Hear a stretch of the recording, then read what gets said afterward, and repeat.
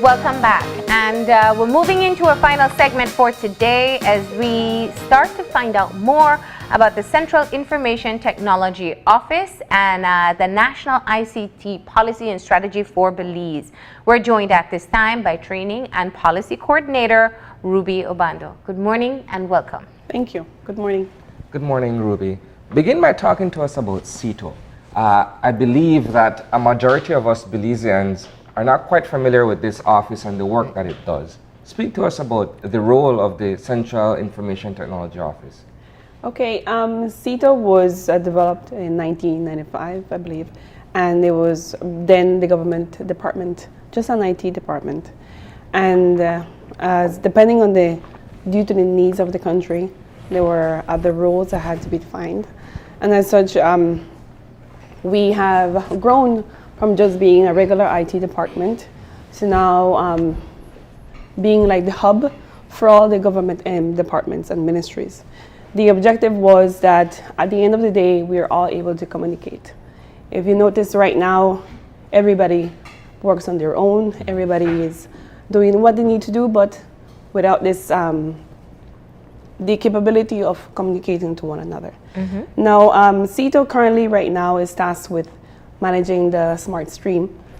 We also provide networking and system services, system administration services. Now, we right now have also, like for example, income tax, we have Ministry of Environment, and many other departments. But the gist of it is that at the end of the day, we want to be able to connect everybody, mm-hmm. all GOB departments together, and be able to provide better services to the general public.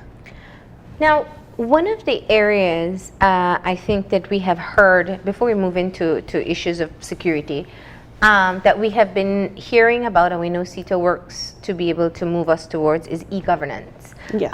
Making government systems more accessible from any part of the world, but also secure, yes, as well. Let's talk about where we are in that process. Okay. Currently, we are also ISO 27001, mm-hmm. which is Information Security Management System. Basically, it's just ensuring that our data, our government's data, is protected. Mm-hmm.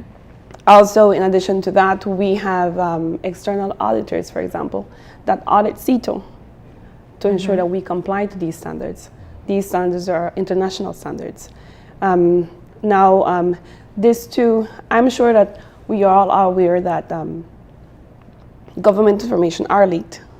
And some of the measures that CITO has taken upon ourselves is to ensure that only if the department sees it fit for you to have these sort of accesses to USB, CD drives, or be able to even copy the data or view the data, then only then do you have access to them. Mm-hmm. So cybersecurity or security in all aspects, there is always a risk associated with them. One of the key essence is to ensure that your end users know what is at stake and what are the highest or the best ways to see those data secure. Yeah. And we know that despite we may have the best security in place, the utmost security is within yourself. Mm-hmm. Because, I'm sorry. Now we don't have an Eric Snowden or a Julian Assange in Belize, for instance, right? How do you guys deal with or mitigate the threat of government systems being hacked or pried upon? Well, also with regards to the information security, what we do is we have internal and external scans that we perform. And the guys work 24/7 to ensure that that's the case. I'm not saying, like I said once more, it's highly impossible to have 100% secure network, right? Mm-hmm. But that doesn't mean that you cannot keep up with the latest trends and look out, have monitoring systems in place that will allow you to be able to mitigate these mm-hmm. Issues from happening. Every day, technology changes, and there are people who are in that line of work to probe your network, to probe your systems, and see how they can capitalize on that. That's normal. And like I said, CITO has a very big task at hand, but we are trying and doing our best. And the only way we can keep this standard is by ensuring that we are up to the current trends that exist.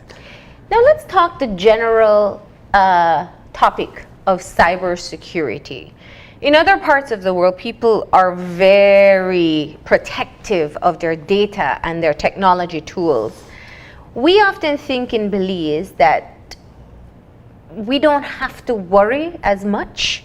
We're very lax. I log on to computers and people's emails are open and information is available right there. And I think that we don't realize the amount of threats that exist every single day, not just from those around us, but everywhere in the world. Let's talk about the general concept of cybersecurity and things that Belizeans need to be aware of, but also some of the areas when it comes to infringements on laws that are currently in place. Okay, I guess we as Belizeans have a tendency of being laxed about it, relaxed, very much at ease with what we do. Like we're tolerant in all aspects. But one of the things that we tend to just ignore is that once you put any type of information on a USB, on a disk, or on your machine or your email, wherever it's possible, that already exists on the web. And despite that you may delete it, there is still a blueprint somewhere. And as convenient as it may be, it is still very highly considered to be very risky for even you and me. It might be not of much value for you because it's something normal for you. But people are looking how to make money out of these things. And that is why these technologies exist, because they live on your data. They live on your blueprint and what is it that you need to know. So we have to be aware that in order for us to protect ourselves, the idea is not to be paranoid, but just to take into consideration that your profile, your whatever you do, there is always a possibility that it may have a negative effect. Yeah. Now, a part of that is that people think, well, I have nothing to steal. What if my bank accounts are low, my email doesn't have anything serious or any security threat. So they feel almost that nobody would want their information. Is that the case? No. Everybody wants your information. Like I said, like how the traditional saying goes, one man's garbage, another man's treasure, right? So that means that if I have no use for your own data, somebody else does. There is always somebody that does. Yeah. So there are sensitive information, there is sensitive videos, there is sensitive everything. But to you, it may be something normal. Yeah. So that's something that we need to bear in mind. Yeah. Protect yourself at all times. You never know who's your friend and much less who's your enemy. The same way in which some of these huge advertising companies are able to track your movements online to be able to tailor an ad specifically to you, is the same way people might be able to cull information coming from either your email source or your credit card information and that sort of stuff to be used against you, correct? Yes. If you notice when you log into Chrome or if you have a Gmail account, it will sync automatically once you log in to everything that you are normally used to viewing and searching. How does he know that? Those are things that you need to look out for. And we as end users, I know that you take it, it's just something very innocent. And it makes life easier for me because it's all there. Or some people just think it's miraculous, like the computer's very like genius. And it is to a certain extent, but it all depends on what you lead it to want to know about you. And like I said, once it's there and it's once it's saved, there is nothing that you can do. You can delete it and everything. You can empty your trash box, your recycle bin, and I can always regain it back. Yeah. Yes. That's a great skill to have, Ruby. Now I want to put this in context of something that we've been seeing that is very concerning, and that is the pornography that we have seen circulating of underage persons, of unauthorized photos. Now, internet crimes is something I know that is very challenging to be able to address. Precisely. Because where you may demand that X person remove a video from a public space, there's no telling who else has it or where else it can be. Let's talk about from CETO's perspective what needs to be done and what can be done so that those who are doing the original posting of these videos and photos and those who are sharing can know where they're making. Obviously, it's a threat to a person's right to privacy, first of all. But talk about it from your perspective.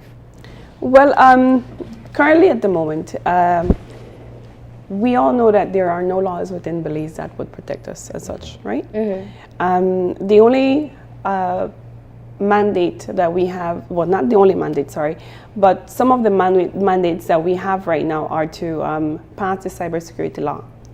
We also have the options of passing the Data Protection Act. So with regards to IT and how we can protect ourselves and what we recommend end users to do is to ensure that whatever you do, you are able to carry it, to just make sure that it's not something compromising. I know that there is nothing much that you can do once you're captured. But part of the regulations that we intend to uphold is that we don't want you to feel that you are alone, because like I told you, we are in the process of getting these laws implemented. Belize is way back when it comes to laws and regulations to protect us from these things. And another thing too is that right now as it is, we tend to do, if we do put videos and anything compromising, just remember the same thing can happen to you. And in addition to that, we may not have laws right now or IT ways to be able to convict you of such felony. But at the end of the day, there are other means. There are other laws that it can fall under. Yes, that can be used to be able to control that. So let's say, for example, an unauthorized photo of me is posted somewhere. Right. And while we don't have the cybersecurity laws to be able to address it from that perspective, I may be able to talk about defamation or perhaps it's stolen property if it was retrieved from my phone, something along those lines. My question is, and I'm not very clear as to what other laws, but I know it can be done. My question to you is, do you have the capacity to track where it would come from? If there has to be some sort of investigation that takes place, maybe it's within the government ministry, and you can track where it was downloaded, where it was screenshot, where it was first sent. If you notice right now with the current phones that we have, there is this geotagging that they have, right? Now, it is possible, but it's not as easy to prove because it depends on the current network infrastructure that Belize has. One, it has a lot to do with the telecommunications aspect of it too, because we are interconnected to them. But like I said, we do have the capacity. Right? And it might be as, we might not have enough professionals as is, but that is the reason why we have relations with other countries. As we all know right now, with any given circumstances, even for any disease, we tend to communicate to other countries and be able to get the aid. So there's only one way going about this, it's by growing. And despite that we might not be able to prove it like instantly, there is still a way and a possibility that every person that commits a crime, you can eventually be caught. Now, when you look at the fact that if we take this example, for instance, where you have the dissemination of video footage of underage girls involved in sexual activity, if you look at it from the perspective of the victim, I use the word victim because these are individuals who never authorized one being taped to the spreading of the information, the footage. When you put yourself in the perspective of the victim, I would want to think that they would feel lost in a sense that there is no one or nowhere to turn to in the absence of laws that would be able to protect them from this kind of illegal cyber activity. There is, like I said, we don't have the laws in black and white right now within our country, but there are other ways. Based on what I've come to know is that we are part of a cyber community. So despite that we might not have these laws in place, the cyber community, or even, for example, the police department, is able to pursue these cases. Yeah. It might not be with the same intent, like, for example, okay, I've caught you with these videos, you downloaded these. But remember, each one of these are different technicalities, different type of crimes. So the level of that may depend on what can be persecuted upon. But that doesn't mean that we cannot use our given laws that we have. For example, if they were underage, for example, we have a Child Protection Act that can be used. It might not be in line with technology, but it can also be done through other laws.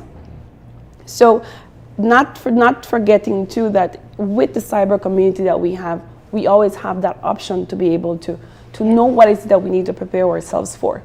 It's never nice to be on the other side of the fence where you are the victim. It never is. But the same way we have technology to aid us or aid them to do malice on you, there is always another way to get across and getting you into prison. Ruby, to be clear, let's continue with the example. And you say victim, and I will go even further and say, if these girls, and we suspect, are not of the age of consent, it's rape, period. Can they tap into the resources of CETO to be able to trace and track and find out sources of these types of photos and videos? Do we have the capacity, and do you have the authority to be able to assist the police department? If we are requested, we have to comply. And you can track through your outside resources or internally? It would have to be both. It would have to be a combination of. We cannot do it only by using the outside or the inside. It has to be a collective effort. Let me ask a follow-up question, piggybacking on what Marlene has mentioned, as well as the scenario that I brought up earlier.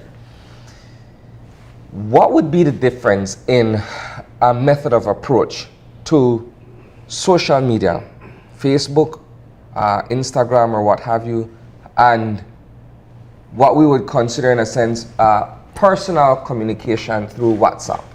So you have maybe a picture or footage floating around in the cyberspace we know to be social media, versus if I am in possession of images and I pass it on to Marlene via WhatsApp and it propagates in that manner. What would be the difference in terms of how that is treated? Remember, social sites are there for you to socialize, right? But at the same time, due to our limitation when it comes to laws, we are not able to force them to give us anything, right? But like I said, if we take that approach and versus WhatsApp, the blueprint is still there. The blueprint will never be removed. And one of the things we need to learn is that this phone, for example, has an address, has a MAC address, like we call it. And this has a physical address. Now, if you snap an image, and just remember that you have a blueprint, right? If you use geotagging, for example, that can also narrow you down to where it was taken, right? So every little thing that we have that is electronic has a markup, has some signature to it. So things can be traced back to devices. Yes, especially. And devices are registered Yes. in this country. Well, hopefully all of them. Yeah, well, if you are to get a new SIM now, you do have to register. So we're getting there, I think. That's the purpose. I mean, we need to keep going. We cannot stay still. Like I mentioned earlier, technology changes so quickly. So just the gist of it all too, it could be that people just need to learn that it is possible to track, and we all make mistakes. And a criminal may be a criminal, but then at the end of the day, there is always one simple mistake that you thought that you didn't had it covered, but you don't. All right, because we are so frustrated, exhausted, and sickened by the amount of times we see these videos and photos going around. Yeah. I want you to talk to the perpetrator and tell them. I mean, it is important. I think people do these things. Maybe they do understand what they're doing, but they don't know that they can be found, they can be tracked, and depending on who's involved, can be persecuted. So let's remind people once again about their blueprint, and then also we'll give some advice to general users about how to protect your own privacy. Right. One of the key things to all of us, because sometimes we might not have had that intention to put you in this position, and sometimes we thought it was innocently done, right? And we all were at the episode where we either have a good intentions or bad intentions. Like I said, once you do that, don't forget that there is always a way to be caught. And us as citizens have to be aware that your data may not mean that much worth to somebody else, to you or someone else. But there's always somebody looking to do bad to you. So, by all means, if you intend on doing something wrong to somebody else, just imagine that it can also happen to you in a higher degree. And you can also be caught, because no crime is perfect. Yeah. And with cybersecurity, like I said, or with the internet, social media, why do you think it's open? Why do you think there's a freedom for you to upload anything you like? Because people want the data. They want your data. They are feeding you what is that they want you to let go. If you notice, some persons are taking a tea. I'm sipping my coffee. Yeah. Oh, I'm here at home. Yeah. But really and truly, just bear in mind, I can be good and I can be bad. Yeah. And you can always be caught. There is not such thing as a perfect crime. What we notice is that oftentimes you find a couple, a man and his woman, and when things are great, they take certain pictures, or they engage in a sex tape, for instance, for their own private use, what have you. And when things go sour, there's a leak. And then what was consensual now becomes an issue of open embarrassment to the other person. Yes. Especially when, for instance, the guy leaks the footage to expose or embarrass his ex-girlfriend, for instance. And you find that it oftentimes happens, but when you look at the recourse, I guess people get the feeling that they're stuck with not being able to bring certain charges against the individual because this was done during a period where they were both in love and they were both okay with the idea of filming themselves. Yes, but that's besides the point. The idea is, at the end of the day, that's your. Yeah. That's you. The act of sharing. The act of sharing. is You. different. It's me. It's talking about what happens today, what happens tomorrow. At the end of the day, what you do with that product is what defines the true intent. Yeah. You notice that when we are angry or when we are frustrated, we don't tend to think logically. Yeah. So our first reaction is just to publish. And that's where you make mistakes too. Yeah. So the idea that the persons have that they can just, just gonna revenge. There are consequences. There are high consequences that come about due to that. Well, I am so grateful that you joined us this morning. Is there a timeline for when the cybersecurity laws should be implemented? We are we just started that. So we have to be able to. So you're in the drafting phase? Yes. Okay. And we're supposed to work in conjunction with Solgen, Solicitor General's office, and every needed stakeholder to make it a holistic and ensure that we can somehow guarantee us citizens that we have a chance at defending ourselves. Okay. Well, we appreciate you being here to be able to share share your information as to what CITO is doing, and most importantly, reminding people that the internet is public, and ultimately what you put out is recorded and mapped as a part of your own profile. Yes, it is. And if you're not careful, retrievable by just about anyone, right? So Yes. thank you once again. Sure, thank you too. We're going to go ahead and take a break, and when we come back, we'll have our wrap up, so stay tuned.